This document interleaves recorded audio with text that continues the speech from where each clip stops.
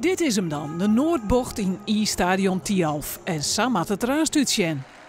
Van het exclusieve domein van de Friezen. Er zijn acties uitgezet dat de Friesen in ieder geval met een flinke korting vanuit de KNSB hier kunnen gaan zitten. Dus dat is al iets wat loopt. Maar we willen dat natuurlijk gaan uitbouwen en we willen dat zelf helemaal gaan organiseren hier met en voor de Friezen.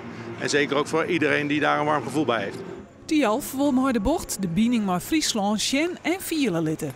Het past fantastisch bij het nieuwe Tialf. Uiteindelijk is dat voor en door Friesen gebouwd en neergezet. Zowel vanuit de geschiedenis, de hele verhalen daarachter, als het fysieke gebouw zelf. En dit is een mooie visitekaart, een mooi uithangbord voor de Friesen om te laten zien hoezeer zij van schaatsen houden.